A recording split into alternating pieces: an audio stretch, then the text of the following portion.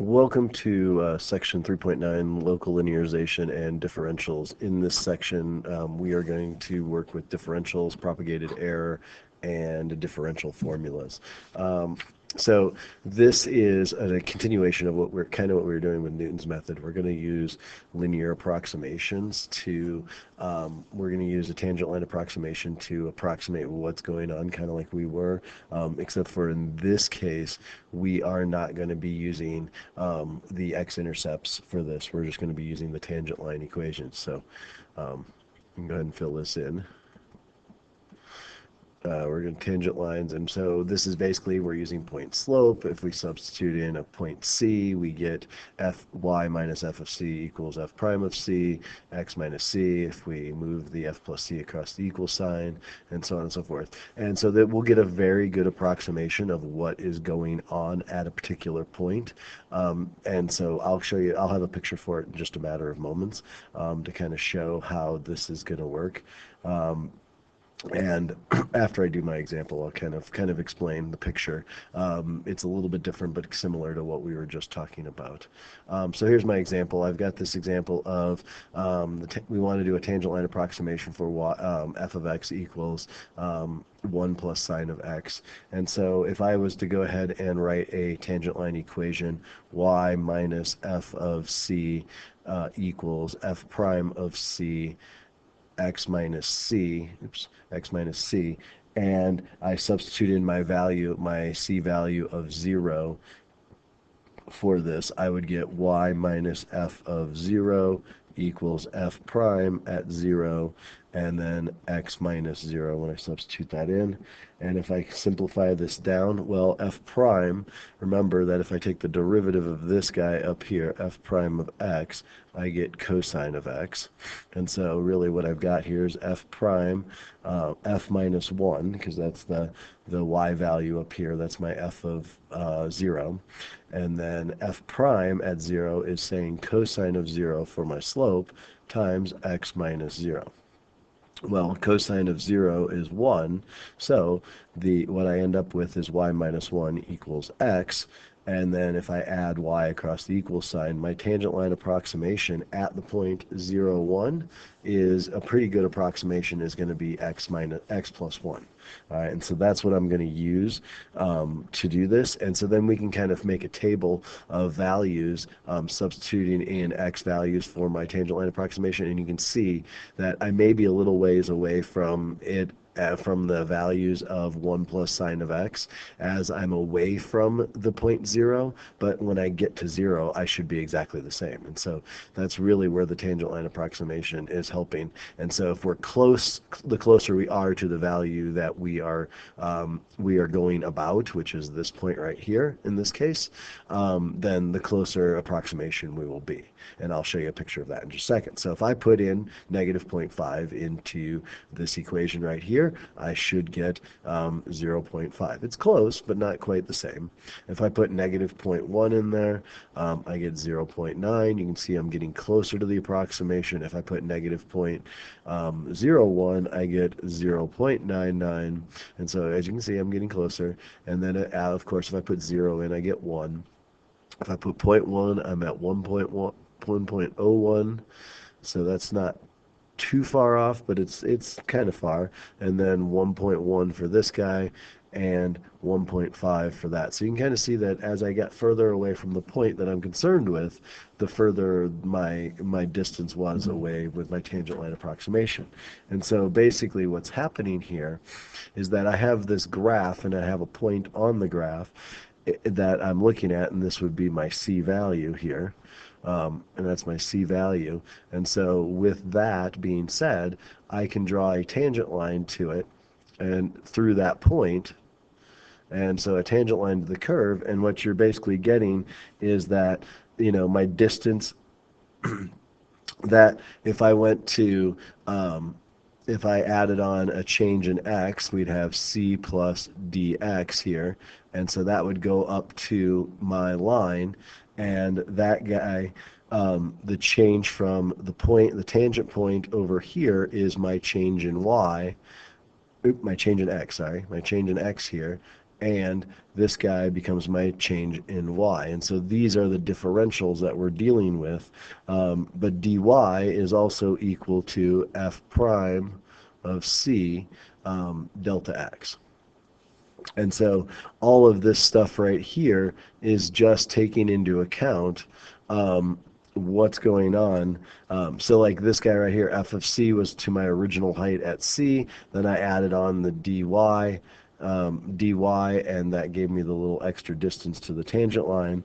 And so all of this being said and done, this whole thing, this distance right here, the change in from the actual point, if I wanted to find the value at this point, well, I would be finding this value right here on the line, which is pretty darn close, but it would be the difference. That would be our differential, would be our change in y, our actual change in y from the original equation of delta y. And so all of this is just telling me that I can use a tangent line approximation.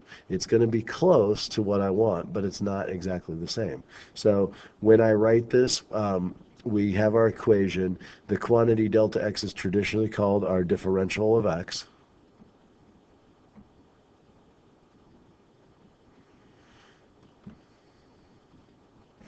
And and this function right here is also known as dy, and we can call it our differential of y.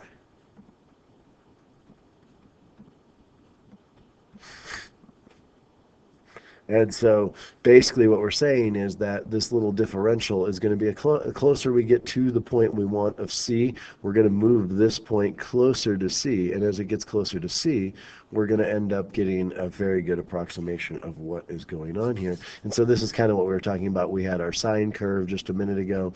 Sine curve went like this, and we put a tangent line at x plus 1, which kind of gave me well, it was sine plus 1, so the graph was a little bit different than this. Oops, let me clear this up here. And so, and then we drew a tangent line to it, and that tangent line then approximated what was going on, and then we can approximate close to those values. And so let me give you an example how this would work. So I've got this function x squared, and we want to know, we're telling you find dy when x equals 1 and dx equals 0.1. Compare it to the actual differential of y for x equals 1 and a delta x of 1. So first thing we would do is we'd do implicit differentiation, and so we got y equals x squared. So I'd get dy dx equals 2x. If I can move this dx over to this side, which basically gives me my differentials here. And so by doing that, if I substitute in my values, dy is going to be equal to, my x is 1, and my dx was 0.01. And if I multiply that out, dy comes out to be 0.02. And so that right there is an approximation, all right, of what's going on at the point on the original graph. So if I want the actual value, then I would go back and do my change in y equals f of x plus delta x, and I'm going to do minus f of x. So this guy, basically, think about this as our slope equation. And so we've got our slope equation here, and so we would substitute in what we know. To find my actual change in y is, I'm going to say f of 1 plus 0.01, which is this guy right here, and that. And then I'm going to put in minus f of 1. And so to find my actual change in y, I'm going to keep working my way down here. This guy becomes f of 1.01 minus f of 1, and my change in y, this becomes 1.01 squared because I'm substituting it in, minus 1 squared. And so my delta y, my actual value, comes out to be 1.0201 minus 1. And so my actual value is 0.0201. And so that's the actual change. This is the approximation, and you can see for most measuring purposes, the approximation is going to be close enough, because the real world to find the actual change is sometimes more difficult than it could be, than it's worth. All right, and so this is why we do all of this. Error propagation is one of the reasons we do this local linearization, because when we make machines and things like that, we can't make machines that do it perfectly. So we have little tolerances that we can do, and so this is basically what we're looking for as we do this. And so the difference between f of x plus delta x and f of x is called propagated error.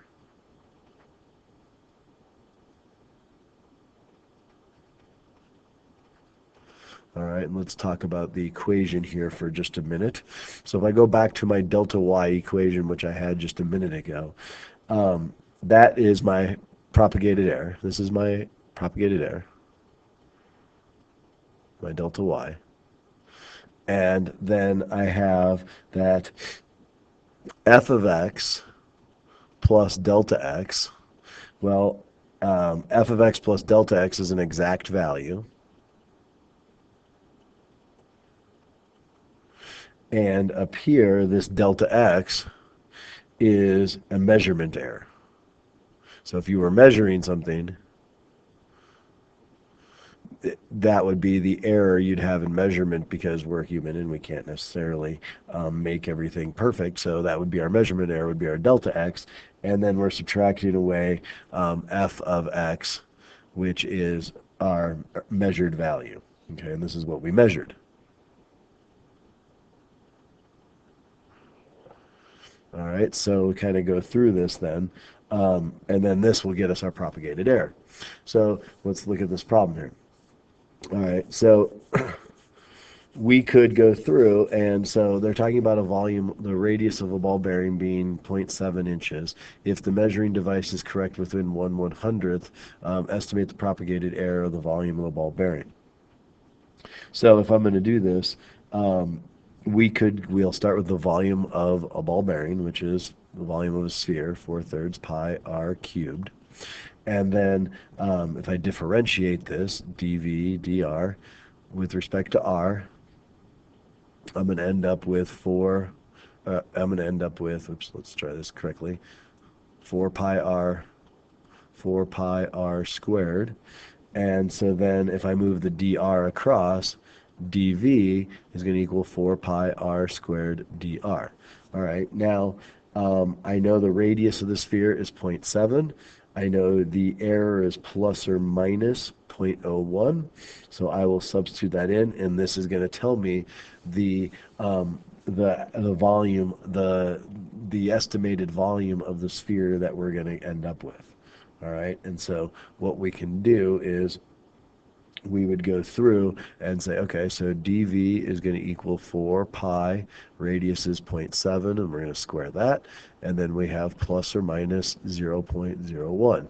And so when we take our volume, we're going to have two different, we'll end up with plus or minus, or no, we'll have a volume of 0.06158, and that becomes our volume error that we have. So the propagated error is going to be about 0.06 cubic inches. All right, and so this would be, we'd be able to measure to this accuracy, and we would say that guy becomes the propagated error, that we're going to be plus or minus 0.06 cubic inches.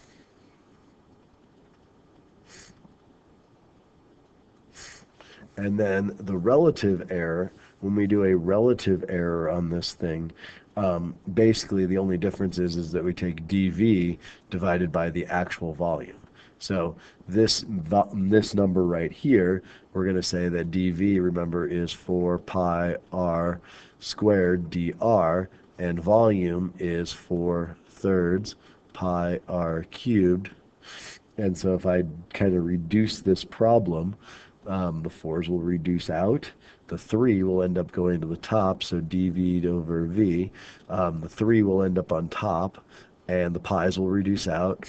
all but one r will reduce out. So I'm looking at an equation that looks like this. And so then knowing what we know, then what we get is that if I put in my, for my relative error, what I get is 3 times plus or minus 0.01 and divide it by the radius of 0.7. So this is going to give me the relative error of this, and so I get plus or minus 0.0429 cubic inches, or that's my relative error. And so as a percent error, the only difference is that I'm going to change this to 4.29%. So for the percent error, I just multiplied this guy by 100 and got the percent error. All right, so continue on with this. We're going to continue with this differentials talk. And so now this is kind of getting us set up um, for Unit 4 when we get there. But we're going to talk about basically what happens is this, is that if I have a function and I take the derivative of it, I'm going to end up with something like, if I have two functions u and v and I take the derivative of them, du is equal to u prime dx and dv is equal to v prime dx. They're basically saying this is a chain rule. This is implicit differentiation. It's basically saying I'm differentiating u with respect to x. And so when I differentiate this guy, u times v, two functions with respect to x, instead of writing them out as the product, we would start them out looking like the product rule when I differentiate this, and it would look like uv prime plus u prime v, all of this times dx. And so then substituting in what I had up there, basically what I get is u v prime dx plus u prime dx v. Well, if I substitute in these guys up top, it becomes u dv plus v du. And so that's basically what we're dealing with, and you'll kind of see this as we go through how this is going to work and stuff like that. And then the other thing that always happens when we're dealing with a new section is that all of these guys, we always follow our rules, and so we have a constant multiple rule. So if I'm differentiating u, if I'm differentiating u and it's with respect to a constant, well, it's going to turn into basically it just goes to c du. All right, it's kind of like it's the u prime. It's, remember that u prime is the differentiation of u turns into u prime dx, which we call du now. All right, and that's really all we're doing is kind of changing the name. So if we're adding and subtracting, that doesn't change anything. This just turns into du plus or minus dv. Over here, product rule, we just did that one. Turns into u dv plus v du. And then dividing would be following the quotient rule. So differentiating the top would and leave the bottom would be v du, minus differentiating the bottom and leaving the top would be u dv, all over the bottom squared. So nothing's really changing rule-wise. We could also add in here the chain rule, which I didn't have added in here. It would look something like this, dg of u, and so that guy would end up being dg u du. Basically the derivative of the outside, leave the inside alone, then take the derivative of the inside. And so what does this change for us? Not a ton. If I took the derivative of this guy, I would get dy dx equals 2x. When I do the differential, basically I'm going to get the differential of y is dy, and then I get 2x, and when I differentiated the x inside the chain rule, I get dx. It kind of looks like I'm multiplying by dx across the equal sign, but I'm really not. But that's kind of the way it looks. For y equals 2 sine of x, and you can always pause these and try these on your own. The differentiation of that would be 2 cosine x. And then if I did the differential, starting with the y, I would differentiate y and get dy. And then my 2 sine x would turn into 2 cosine x. And then when I differentiate the inside function of x, I get the dx over there. Nothing changes when I have two functions multiplied by each other. So the derivative dy dx looks like this. It would be x times negative sine of x plus cosine of x. And then the differential, if I went through piece by piece, it would be the derivative of y equals, now when I do this, it's going to be negative x sine of x. Now when I differentiate the inside, I pick up the dx, and then plus cosine x, and then the x that was originally on the cosine for the other part of the product rule would be dx, and these guys could be flip-flop places, and that would be fine as well. The derivative of this guy comes out to be 3 times the cosine of 3x. And then the differential, if I went through piece by piece, it would be dy equals, well, we'd get 3 cosine 3x, and then when I differentiate the inside here, I got dx, and so that's my differential. And so it looks like all that's happening is I'm just multiplying to the dx cross equal sign. That's not exactly what's happening, but you can kind of think of it that way, and it might help you see what's happening here. All right, so we're back to our tangent line approximations again, and this is similar to what we were doing the other day with Newton's method. And so we're basically going through, and they're just talking about how we're rewriting it, and we're rewriting these things that f of x plus delta x, the actual change in x, can be written as f of x plus dy, which is a good approximation. And remember that dy was f prime dx. And so basically what ends up happening is that this equation becomes very similar to our tangent line equation. So these are accurate approximations for what's going on near a point. And so if you hear that they want you to do a local linearization, this is pretty much what you're going to be doing. All right, so we're going to use differentials to approximate 16.5, the square root of 16.5. So we start out that the original function would be the square root of x. And so if I differentiate that, f prime of x is going to be 1/2 x to the negative 1/2.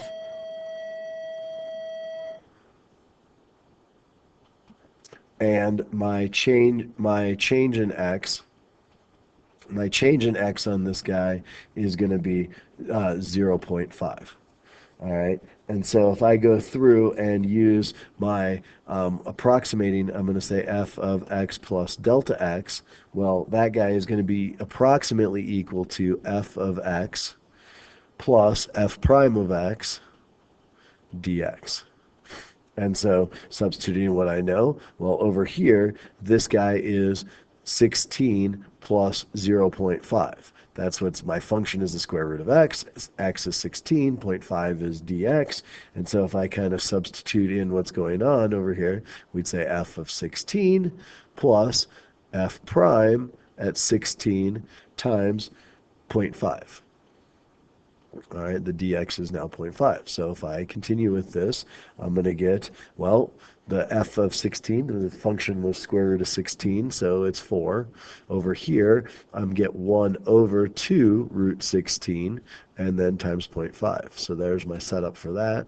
And if I continue with this, I'm going to end up getting a fairly good approximation for this, that this turns into 4 plus 1/16, which is approximately 4.0625, which is really darn close to what's going on. The cube root one will work the same. We can talk more about this in the near future.